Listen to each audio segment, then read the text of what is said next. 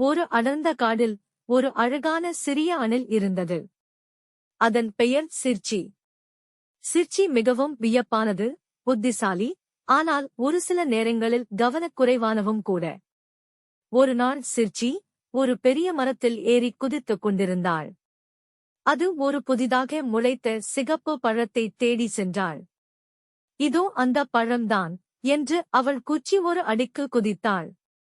ஆனால் அவள் கால் ஒரு கொடியில் சிக்கிக் கொண்டது. அவள் கீழே விழாமல் இடைப்பட்ட நிலையில் தொங்கிக் கொண்டிருந்தாள்.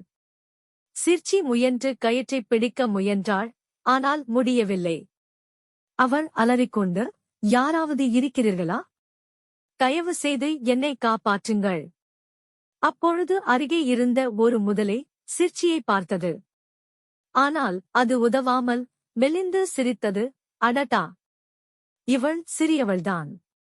இவளால் என்ன செய்ய முடியும்? அதே சமயம் ஒரு பழைய ஆமை மெதுவாக நடந்து வந்தது. அது சிர்ச்சியின் நிலையை பார்த்ததும் உடனே ஒரு பழைய கொடியை எடுத்து தூக்கி அவளை கீழே இறக்கச் செய்தது. சிர்ச்சி உயிருடன் கீழே வந்து ஆமையை பார்த்தாள். நீங்கள் எனக்கு செய்த உதவிக்கு எப்படி நன்றி கூறுவேன்?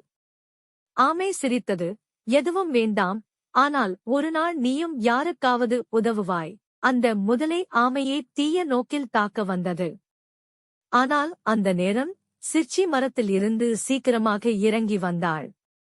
அவள் ஒரு பெரிய பழத்தை முதலை மீது வீசியாள். முதலை விட்டு ஓடிவிட்டது. இப்போது என் முறை என்று சிர்ச்சி கிறுக்கி சிரித்தாள். ஆமை சிரித்தது. நன்றி சொல்ல வேண்டிய நேரம் இதுதான். அந்த நாள் முதல் சிர்ச்சி ஒரு புத்திசாலி மட்டுமல்ல, ஒரு உதவும் அணிலும் ஆனாள். நாம் செய்யும் சிறிய உதவியும் ஒரு நாள் பெரிய மாற்றத்தை ஏற்படுத்தும்.